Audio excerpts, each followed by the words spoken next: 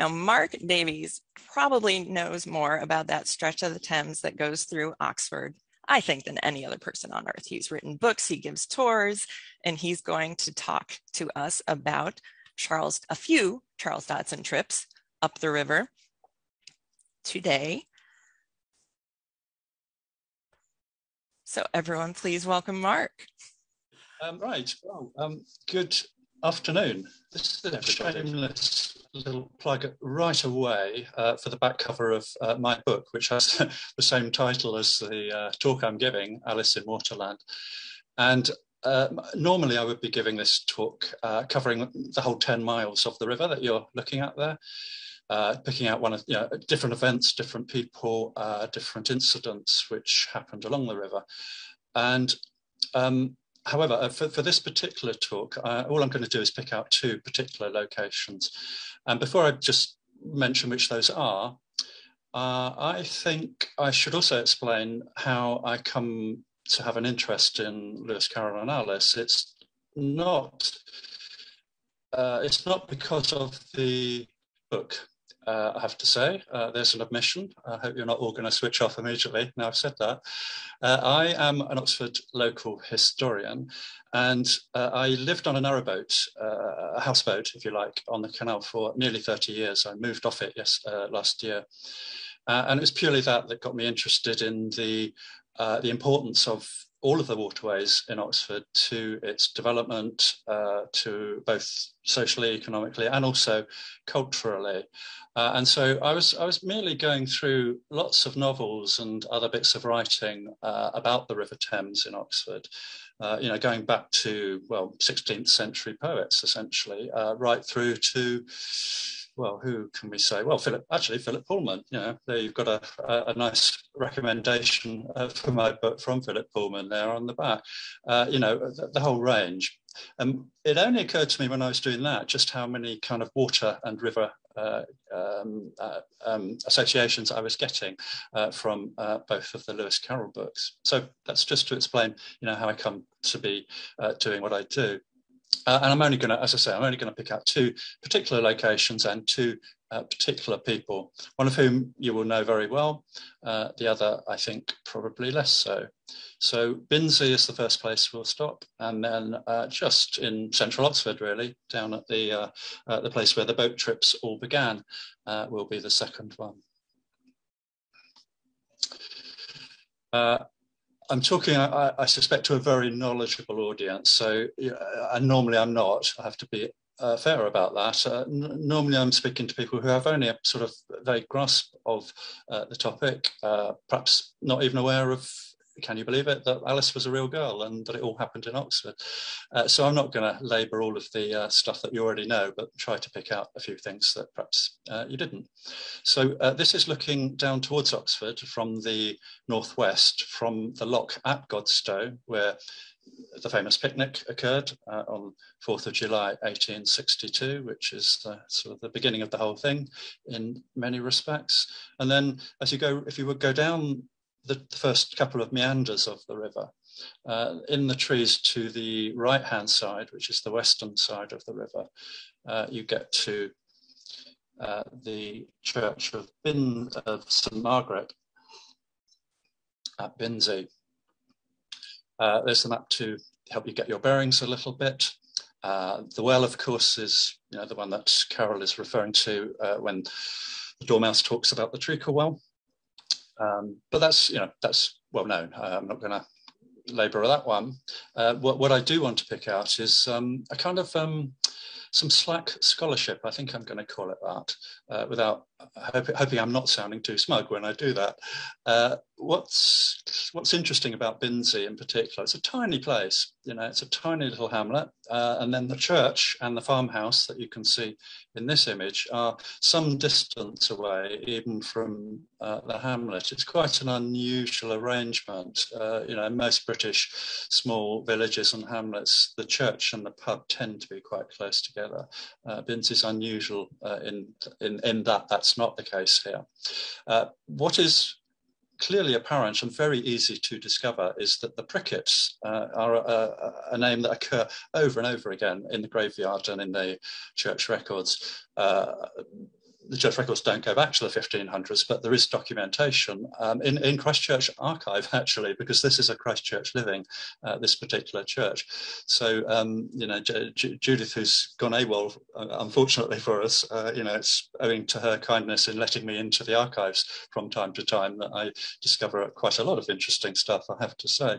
So there you are. The Pricketts are there from at least the 1500s right through to the last Althea Prickett, who lived in that farmhouse, and she was buried in the church in 1973. So all well and good. What people have done is instantly assumed that because the Pricketts were so common there, and because Lewis Carroll included the treacle well, which is in the graveyard there, that Mary Prickett must, quite obviously, have come from Binzi. Mary Prickett, the most likely candidate for influencing some of the characteristics of the Red Queen. I say that based on Lewis Carroll's own assessment of the character as the concentrated essence of all governesses. So you will find in a very large number of works that, stated as a fact that Mary Prickett came from Binzi. But, as a local historian, I wanted to check all of the facts, not take anything I was reading for granted, because I came into this topic fairly recently, I suppose one would say. There's further evidence tucked away through the looking glass, actually, in the Garden of Live Flowers. More reason why one might think that she came from Binzi.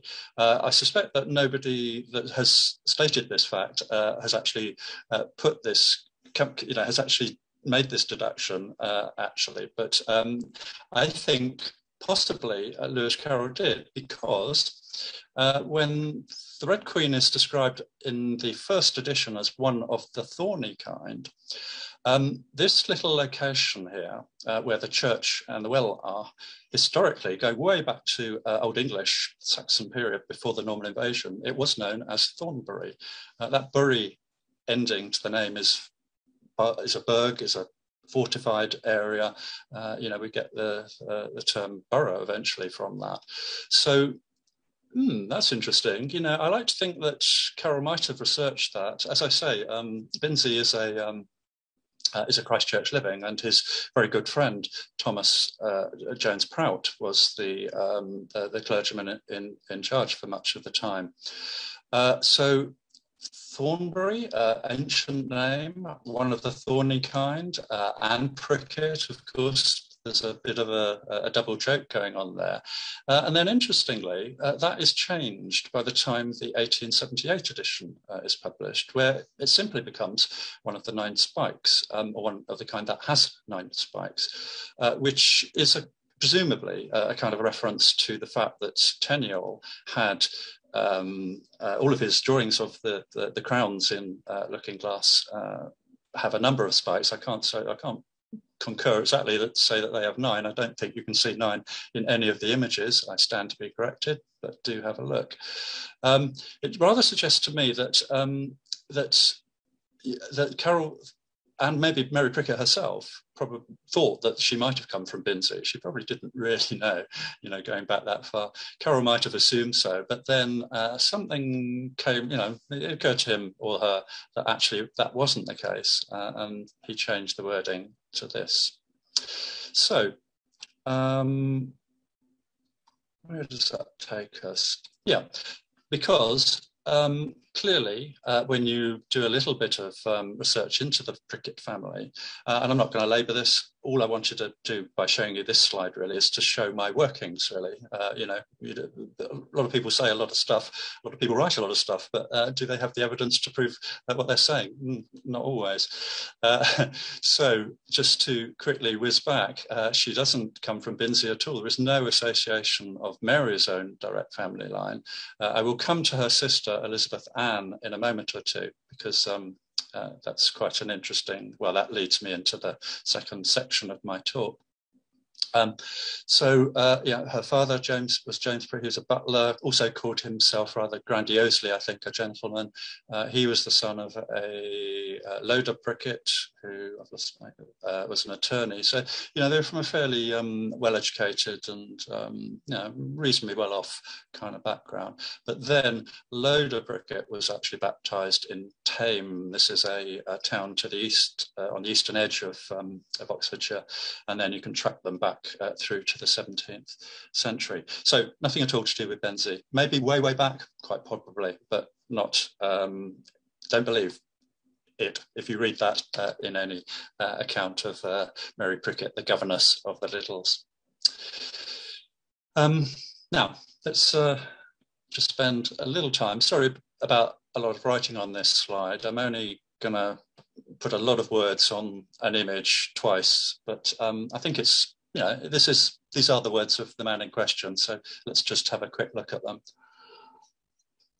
That diary reference in November 1856 is the first reference to Carroll meeting her, walking only on that occasion with Ina, Lorena, the oldest of the girls. This is quite interesting, I think. Sort of a few months later, it rather suggests that Miss Prickett's showing him a letter from Mrs. Reed, from Mrs. Little's mother, betraying a bit of a confidence there. You would have thought shows a, I don't know, shows a kind of a trust between the two of them at that stage. She fears that Mrs. Little's mother was worried about Carroll teaching Harry mathematics because she feared the effect of overwork on the brain. Then perhaps they were getting a little bit too chummy and too cozy, because then a few months later, this is pretty well known, this gets quoted in quite a number of works on Lewis Carroll. He's surprised that some people were saying that he was only, getting chummy with the kids because he wanted actually to get closer to Miss Prickett. So then he says very firmly, it would be inconsiderate to the governess to give any further occasions for remarks of that sort. For this reason, I shall avoid taking any public notice of the children in future. This was a resolve, I should point out, that lasted all of 10 days. Then the last little one, these aren't all of them, of course, but the last one that I'm just going to draw your attention to, there's a bit of a jump here now, so we're in 1863, very, very important year in many ways in terms of the creation of Wonderland. The reason that I just highlight that one is because he went with the girls, Alice and Edith only on this occasion, and Miss Prickett to the press. That's where the book was published, the first ill-fated edition. And then Mrs. Coombs showed them her pictures. These would be the pre-Raphaelite collections. And then they went on to the museum. That is the newly opened Museum of Natural History, the University Museum, where still is the most complete remains of a dodo. And I like to think that, they would have gone together, they would have seen the dodo, and that's where this kind of interchange about him being the dodo might actually have first been sort of inculcated. But the river, my talk is called Alice in Waterland, and it's, we should be talking about the river. So let's just quickly, how am I doing for time? I don't know when I started now, of course. So I think I'll try and speed up a little bit. Here are 4 examples of river trips on which Mary Prickett went. She didn't, and the only ones, as far as we know, of course, some are missing from the missing diary. So she could have gone on earlier ones, but I get the impression perhaps not, because she only went on this first one that I'm mentioning here because Mrs. Liddell herself insisted, it seems, or certainly desired that she went with them on this occasion. And you just make this reference here that Lorena, who went on that trip, is now so tall as to look odd without an escort. She would have been 14, wouldn't she, at that point? Yeah, 14. So anyway, I think I won't dwell on this. I'm trying to remember what else happened on these trips that I might draw your attention to? Yeah, I suppose this is quite interesting, this one in May, because the newly born baby, which they christened Albert Edward Arthur, who didn't survive more than a few weeks, everybody was really downcast. There's more to this entry here. But Carroll was a bit of a saviour on that afternoon, it would appear, in sort of taking the children away from this gloomy situation and then, enabling them to kind of forget themselves and become children again for a short while, which I think is quite interesting. And then this is kind of interesting as well. This is just before the very final boat trip that he ever made, also down to Newnham, which is right down the bottom. That's 6 miles away from Oxford. And they got the train back on that occasion. Long walk. Heather already mentioned about Carroll's walks. It's 1.5 hour walk across the park. And interesting as well that this is one of those many days that he marked with a white stone, that particular Carrollian indication of a special day. Another quick, a quick advert really. As I've quoted from the diaries, some of you may be aware that I am at the moment in control, in charge, responsible for all of the remaining copies of Lewis Carroll's diaries on behalf of the UK branch of the Lewis Carroll Society. And if you go to the website, we've got a very few remaining full 10 sets. So I just thought I'd mention that to you. Looking Glass House by Vanessa Tate, because I've been talking about Mary Prickett, that book, novel, it's based on fact, but it does use Mary Prickett as the principal character and explores this friendship between the two. If you don't know who Vanessa Tate is, look her up. You will see that she has every right to be writing a novel about Alice and so on. And then this is my own book, so I won't mention that again, but should you be so interested, that's my website down there. There is an American distributor available. I'm quite finished with Mary Prickett because after she had finished with the Littles, so she was there for 15 years, and then she moved into a secondary career really within Oxford, which also stood her in, very great prominence. So she's got kind of immortality as a probable influence for the Red Queen, but then she also has another one within Oxford as being a proprietress of one of Oxford's very most prominent and most famous coaching inns.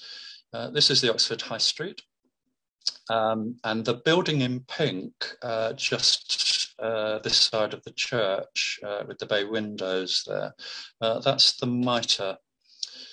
There's another view of it, and there's a view of it more as it might have been when she and her new husband, Charles Foster, took it over in 1871. And what is outstanding about Mary Prickett and her time there, she survived, as you can see, her husband was quite a lot older than her and then died quite a lot before her.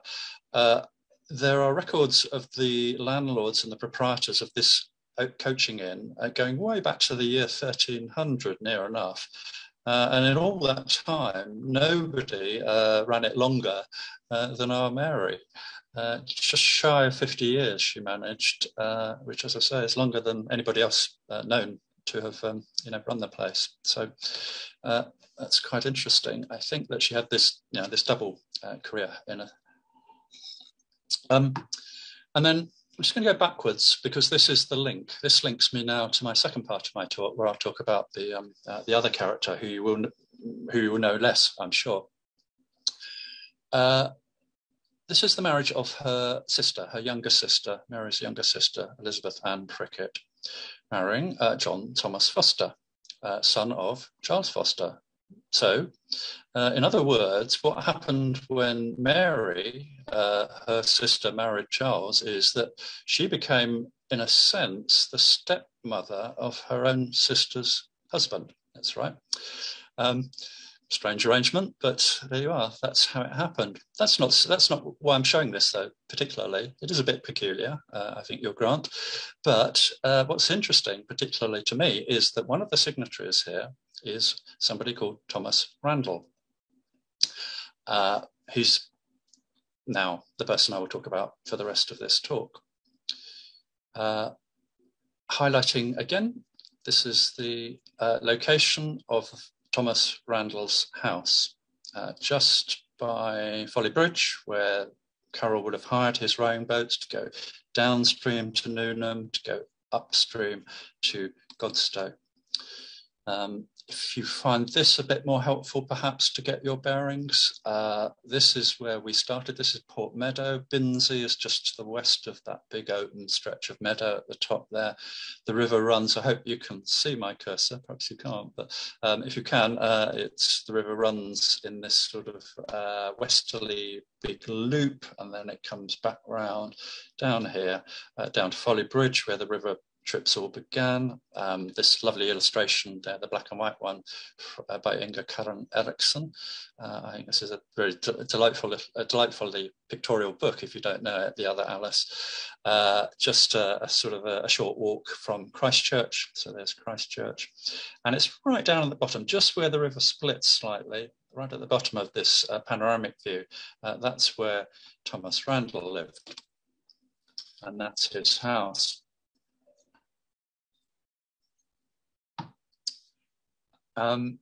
So it's a house, clearly, that the real Alice visited on many occasions. Well, yes, many occasions. You can take that from this quote from her. So this was the only real substantial memoir she ever made of her childhood, which was published in the Cornhill magazine. She'd come over to the States at the age of 80, celebrating Carroll's centenary of Carroll's birth. And so on, was treated a bit like a rock star, I think, really, or a movie star, I suppose, more at that time. And within that memoir, she talks about the boat trips and horse riding and going for walks around the meadow and so on. But then she says all of this, this special pleasure to take Rover for a walk, a retriever belonging to a well-known tailor called Randall. All of that information has been there since 1932, and yet not one person in all the hundreds of books and essays, as far as I'm aware anyway, I stand to be corrected, but I certainly haven't found anybody that has ever just tried to find out anything more about Randall. It's really, really peculiar. I never, when I sort of first started to get interested in the river aspects of Lewis Carroll and Alice, I never expected to find any new information. I really didn't, but this is because Randall, fair enough, he was a tailor, quite an eccentric one, quite a very well-known one, has sort of cameo appearances in a couple of novels, in fact, set in the period. But he himself always called himself a hatter, which really got me very interested. But before we talk about Randall, let's just have a quick flit through the evidence for the incumbent in Oxford, for the person that you will read in almost certainly in any literature which tries to ascertain real people influencing Wonderland characters. Almost certainly you will read that it was Theophilus Carter. The reason being these letters in the Times in 1931. The letters were actually in response to an article about an alarm clock bed which had been exhibited in the Great Exhibition of 1851. Somebody after that article then wrote in and said, Theophilus Carter invented that alarm clock bed, and then that's the 10th of March one. Then somebody else wrote in a few days later and said, yeah, as well as that, he was doubtless the unconscious model for the Mad Hatter. And then 19th of March, all Oxford called him the Mad Hatter. He would stand always with a top hat at the back of his head, with a well-developed nose and somewhat receding chin. And then finally, it is he to the life. So all of that is it's actually relatively persuasive, I think, when you put it all together, that Theophilus Carter, Tenniel, presume, the assumption is that had sort of spotted him one day, or that Lewis Carroll had some sort of what's the word? Some sort of gripe. He'd upset him in some way, so he put him in a fit of pique. There are lots of versions of this, but actually, my conclusion is that this is all nonsense, actually. Fair enough. He probably did resemble the Hatter. There is a photograph of him, but all of the literature that has ever been written about Theophilus Carter up until very recently didn't know what he looked like, in fact, because that photograph that you're seeing up there is one that I personally discovered, shown to me by the daughter of the lady to whom it was given many years ago. And clearly what has really happened is that it's life imitating art, not the other way around. The Hatter became famous. People started to say, Carter, you look a little bit like that Hatter. And then Carter started to play up to the role. Just briefly further about him. So the Fit Right shop there, that's where he had his business. It was a furniture business. And just to give you a bit of a glimpse of later Oxford history, that same shop subsequently was where William Morris, the car manufacturer, set up his second business. It was his second business premises, but it's when he started to move into motor bicycles rather than just bicycles. Anyway, that's a bit of an aside. Let's get back to the river and back to Grandpont House and back to the Randall family, because I contacted some descendants of Thomas Randall, and they told me about the diary of Thomas Randall's daughter, Eliza. Here are just a couple of excerpts. Very good friends, clearly, with Mary, who she called Polly Prickett, the governess. The children came over on many occasions, as you can see. These are just a few examples from the diary of that period of time.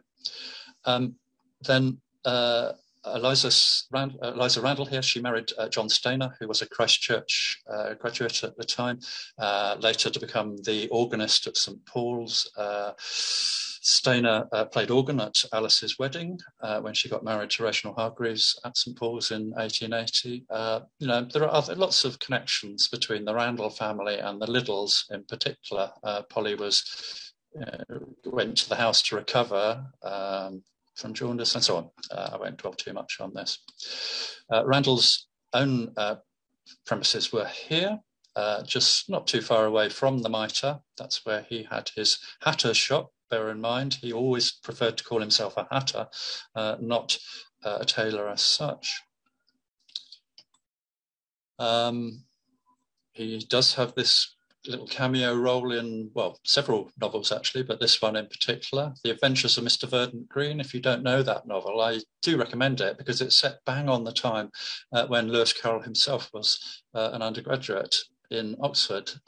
It's humorous, it's quite an easy read. It touches on some Oxford realities, including flooding, for instance. There was definitely a major flood in 1852, which within the novel is brought into the story. And it's quite a neat way to get a bit of a tongue-in-cheek feel for how things might have been for a young man coming from a country upbringing, which of course Carroll did himself. He was from a fairly remote country upbringing in Cheshire. Verdant Green, similar kind of background, similar scenario. And he also, within The Adventures of Verdant Green, brings into focus that particular eccentric mansion, as he describes it in the novel, possessing in the place of cellars an ingenious system of small rivers. So there's a couple of images of it. It was home to Thomas Randall, the hatter, from the 1860s through to the 1890s. Oh, I can see Judith has just come on the scene. Luckily, I've just got only a couple of more minutes and I will conclude. Then I got hold of a photograph of Thomas Randall from these same descendants, and although it proves nothing, it's, that image does the theory no harm, that actually Thomas Randall seems a far, far more likely prospect as an inspiration for the character of the Hatter than Theophilus Carter, who, as I say, quite clearly came after the event. The Hatter was there. Randall sort of adopted himself or adapted himself to the character. And Randall was a highly fascinating individual. I don't have time to dwell on it too much. Very well educated and described as the link between the town and the gown. One reason was because he salvaged a university rowing boat, very, very famous one. It wasn't a university man that did that, it was Thomas Randall. The other is that he came up with this scheme to provide education for college servants in the summer holidays when they had very little work, of course. But he came up with this idea of sending them down to the coastal resorts in the summer, where they could use their skills from the dining rooms of the various colleges and still continue to earn an income, whereas they wouldn't otherwise have done. Oh, and yes, in case you were wondering, there was indeed an alarm clock bed exhibited at the Great Exhibition, but, and this is where my suspicions were first aroused, Theophilus Carter is not associated with either of them. And once again, The Adventures of Verdant Green brings that kind of little bit of reality into it by describing also this alarm clock bed, an alarm with a string from it tied to the bedclothes so as to pull the students, that is, pull the clothes off at whatever time you chose to set it. Really a great boon for a number of students. And I'm just going to conclude by pointing out that irrespective of whether Lewis Carroll or knew Thomas Randall well, whether he was in any way influenced by Thomas Randall into creating his character, it's actually the important point is whether John Tenniel did so, because that image kind of does kind of imply that a little bit. And Tenniel, who never drew from models, he always sort of saw things and then stored them away and then went back to his studio and drew them, could very easily have done so because, and this is not often mentioned in most of the literature I've looked at, it wasn't just Lewis Carroll that rowed up and down the river. John Tenniel did on a very regular basis. Annually, it was said by others. I've only actually found three conclusive examples, and there are those three in 1865, 1866, 1872. But that means they were starting off here. They were always going downstream, back towards London, back towards Windsor. There's Thomas Randall's house on the left-hand side of the photograph. Could so easily, when Tenniel was here getting ready to leave, could very, very easily, on many occasions, have spotted Randall, spoken to him even, and then kind of subconsciously, possibly even just incorporated his image into the book. And so here I will conclude now with Thomas Randall's obituary, which is, bear in mind, I've never given this talk before. I don't know quite why I've been so rash as to broadcast to an international audience when I've never done the talk quite like this. And it's always difficult to know how to finish, but I do think this is quite interesting. Randall's obituary, not so much the fact that he entertained young kids in his garden a lot and provided tea parties and so on. Well, no, that might be relevant. But what it said there was that Thomas Randall has left a name behind him that will long be affectionately remembered, not only in the homes of the rich, but in the cottage homes of the poor. And if you take Thomas Randall's name out of that obituary and put in the character of the Hatter, it's equally true, isn't it? I like to think. Thank you. Thank you, Mark.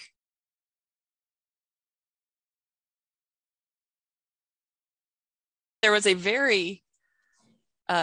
question early on. I'm going to be honest, I'm not sure exactly what it's referring to, but and why would they build over the river? Does that make sense as a question? That was to me. That was to you? Okay. Yeah, that was to me. It was a follow-up question asking about Brandon's house.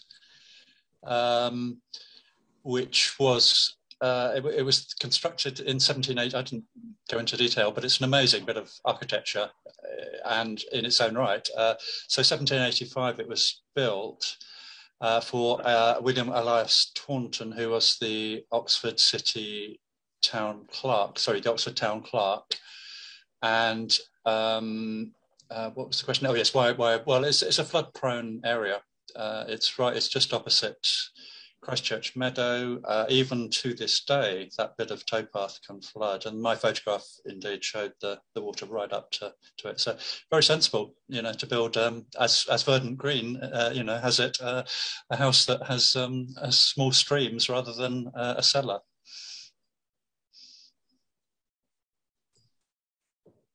So I was so happy to have both of you here today, just because you're Oxford locals, right? You live it, you breathe it. Mark, how long did you live on a houseboat? Is that correct? Yeah, I did. Yeah, yes, and I was there just shy of 30 years. Wow. And it was called Bill the Lizard. Repeat that.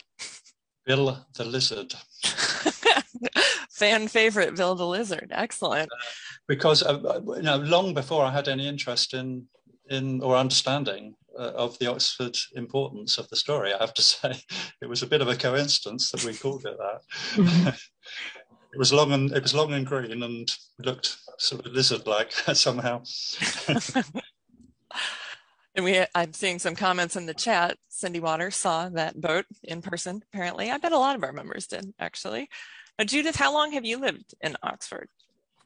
I don't actually live in Oxford. I live about 20 miles outside, but I've been living in Oxfordshire now for 34 years, I think. And as you said earlier, I've been at Christchurch now since 1994, so fast approaching 30 years as the archivist, which is really scary.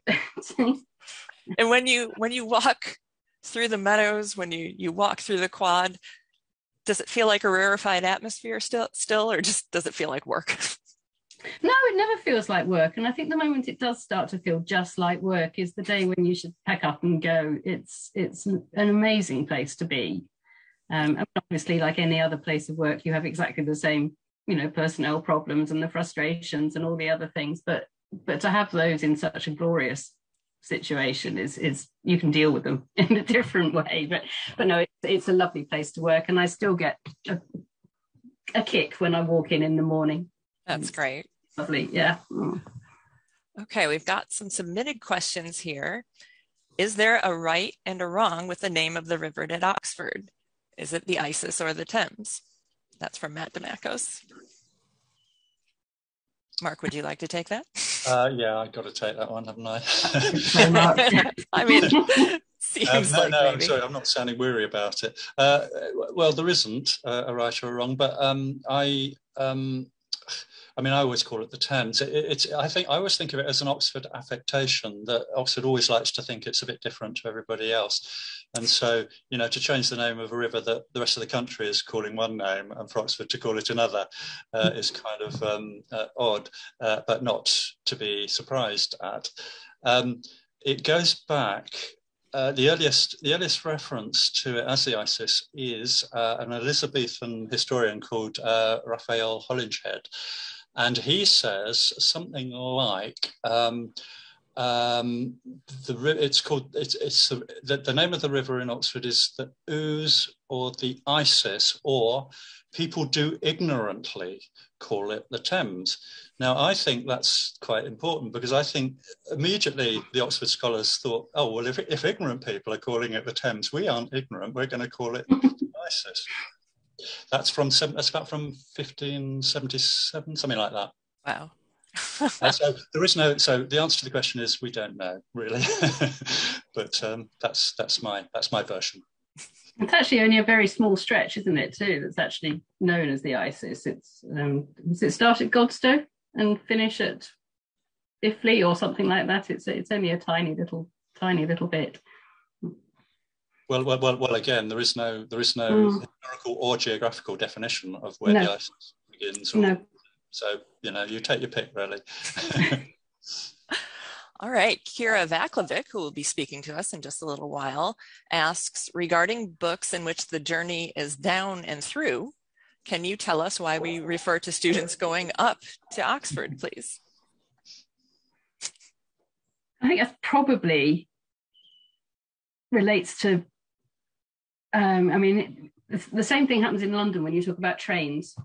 You always go on the up line to London, regardless of where you are in the country. London's always up. And I suspect that Oxford and Cambridge probably think themselves in the same sort of level of importance, if not more so. So you go up to university and you get sent down if you've misbehaved, or you go down when you've finished. And I think it's a sense of one's own importance again, rather like the ISIS. I don't think there's a formal reason for it at all. It's just one of those things, like matriculating from a college rather than matriculating at a college. That's just terminology. New York City has an attitude like that as well. They think everything that's not New York City is upstate. There's a lot of other parts of New York. All right. Linda Gray Moyne is wondering, I've heard that there was a fire at one point in Dodson's corner of the quad. Can you give us any details on this? Actually, in the other corner. The corner, there was a fire in 1809, which burnt down most of what we call the Southwest Lodgings. So that's the bit that runs between the dining hall and the front St. Aldate's. So the parallel tower, the other tower, the south tower, as opposed to the north one, which he had his rooms in. It's quite a very severe fire indeed, and we had to call in reinforcements from all the different colleges around for fire engines, and the pictures from the hall had to be taken out in a hurry in case the hall burnt down. It was quite dramatic, but yes, it was the other corner. And as long as we're talking about quad geography, Mark Russell Richards is wondering, has anyone ever managed to pinpoint exactly where Dodson's rooms were in cloisters, or have those buildings been pulled down? I was reading Edward's little paper about Dodson's rooms only last night, just to make sure I got the dates right. And the cloister rooms have been messed about a tremendous amount, particularly when Gilbert Scott was doing and Bodley were doing their work on the chapter house. Interestingly, we are doing some work in that corner at the moment, and we're hoping that it might elucidate exactly what rooms were there. So no, we can't pin it down precisely. The cloister staircase is a little bit of a mystery, but I'm working on it. I will find out, and as soon as I know, I shall tell you all. But no, it's down precisely. Excellent. Yes, report right back, please. I'm sure I will. A lot of people are very interested. Now, August Imholtz asks, well, first of all, he compliments you. An excellent talk, Judith. Thank you. I might pronounce this wrong. Gaisford was, of course, also a Greek scholar, and I wonder whether Little directly or indirectly criticized Gaisford's works. I don't think anybody criticized Gaisford's works. He's been held in incredibly high esteem, and actually it's incredibly lucky. We're very lucky. We've just managed to acquire all Gaisford's correspondence from the family. It came up for auction just 2 weeks ago, and we've just bought it. So it's going to be I say we bought it. We paid for it, but then we were given a gift to cover the cost, which is very, very kind. So we're going to do some more digging. We might find out whether Dodgson actually criticised Gaisford's scholarship, but I don't think he did. He was very, very highly regarded. Probably criticised him for being a non-reformist as far as the university was concerned, but not his scholarship. No. Excellent. And Mark, I meant to have your book here to hold up. Sorry, Judith, I don't have any of your books to hold up. But I can do that. I can do that. But Mark, I bought your book, Alice in Waterland, on my last day in Oxford. I finally got to visit Oxford just before the pandemic, actually. I didn't know how lucky I was. But I bought it and then read it on the plane ride home and thought, wow, I really wish I bought this on my first day in Oxford and not the last one. But I can't wait to go back and just retrace all the routes you talk about. So I love that book. Yeah. So I mean, all I would add is that I was not aware that John Tenniel made so many boat or river journeys from Oxford. And I might say the only reason that I've that I highlighted 3 of those is because the diaries that are relating to his time at Punch are really why he was doing those rowing trips, and they're scattered across about 4 or 5 different institutions. So I just really have not had the time. I kind of hope I will at one point be able to track all of those down and do a bit more of a scientific study of just how many of those journeys, because I think it is relevant. It's not relevant just because he just might have seen Thomas Randall, but because of the idea of the Alice's shop being the one in Looking Glass. There's no actual proof of that, of course, but it makes it much more likely if Tenniel was walking straight past that building on a regular basis. Oh, very good point. All right. Well, we look forward to hearing more about that. And yes, I want to thank you both for being here today. I mean, it's such awful circumstances that brought us into this Zoom world, but I'm so thankful for the technology, because I'm guessing you two weren't going to hop on a plane and come to California to give these talks. So I so appreciate that.